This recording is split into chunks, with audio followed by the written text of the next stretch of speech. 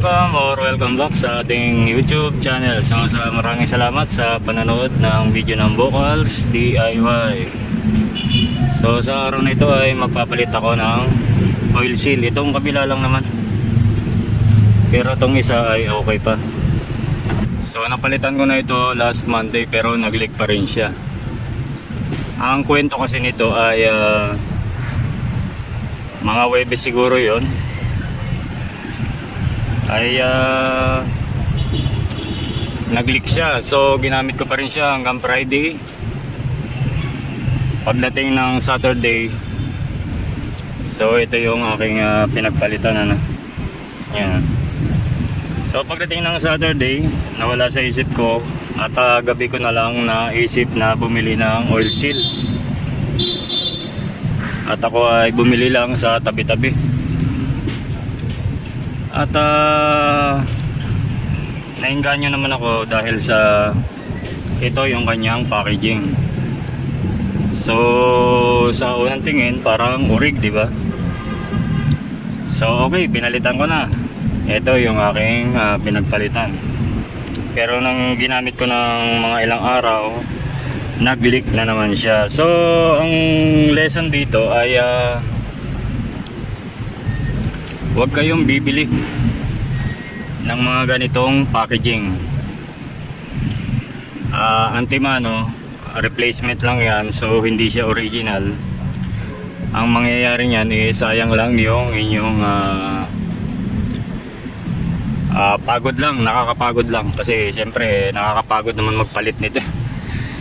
So sayang lang ang labor kung ito lang yung inyong ipapalit. So kung makikita nyo, genuine ang datingan, pero actually hindi siya original. So dito ipapakita ko sa inyo yung packaging ng original. Ito, bumili na talaga ako doon sa trusted na shop na bilihan ng original. So yan, makikita nyo, made in Indonesia. Yan, malayong malayo sa packaging ng replacement. So pagdating sa oil seal, siguraduhin nyo na ang mabibili nyo ay original. Dahil kapag hindi original, kapareho rin ang mangyayari sa inyo yung nangyari sa akin. So ito, baklas na naman ako ulit. Marami na rin naman video na mapapanood sa YouTube kung paano baklas ng magpalit ng front shock oil seal. So yan, nanggigitata na yan. At ang isa pang pinaka maititip ko sa inyo ay, siyempre kung gusto niyo magtipid, medyo may kamahalan yung pork oil. Nasa 200 mahigit. So 200 ml lang. Ano ba yung 200 ml? So ganito lang kalaki yun. Hindi mo siya, kapag hinati mo yung 200 ml, so medyo tagilid, masyadong malambot. Bili ka ng pork oil, example lang ito na ganito kalaki, bibili ka ng dalawa, so gagastos ka ng mahigit 500. Pero alam mo ba, nang matagal ko nang ginagawa ito, ang linalagay ko lang is yung engine oil.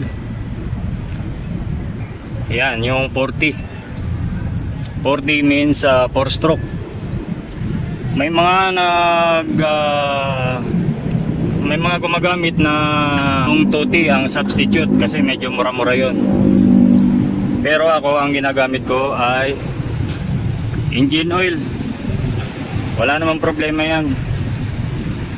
Kasi kung iisipin mo, yung 20 mas malapot sa 40. Mas malapot siya, di ba?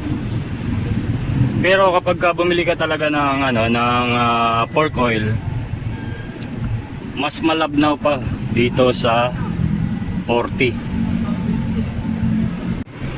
At kung maitanong niyo kung gaano karami yung aking ilinalagay. So for example, ito ay 200 ml. So kalimitan naman hanggang dito lang yan. Yan, dito sa hinlalaki ko. Kapag hinatiin mo yan is magiging 100 ml. So ang linalagay ko rito is tansyahan lang. Kagaya nito, gumawa ako ng baso-baso. Ayan. Pag pinagbantay mo yan sila, ayan. So tinatandaan ko lang, ang ginagawa ko lang, sinusureball ko lang na pareho sila ng sukat. Ayan. So kaya linagyan ko ng gatla. Kapag tayo ay magpapalit ng oil seal na isang piraso sa ating front shock, so obligado ka na palitan mo rin itong, kahit yung isa hindi mo nakalkalin, ay obligado kang palitan pa rin yung kanyang langis, kasi may epekto yan kapag hindi equal yung kanyang langis. So ako linagyan ko lang yan siya ng gatla para pagsalin ko ay pareho sila karami. Okay, mga 130, 140, 160 kasi matigas na rin yun. So mga 120, 130, tansyahin nyo na lang kung gaano karami. So, hindi ko na ipapakita yung proseso, para ito ay simpleng tip lang para sa kalaman na kung gusto nyo magtipid-tipid. So maraming salamat. See you on the next vlog. Be blessed.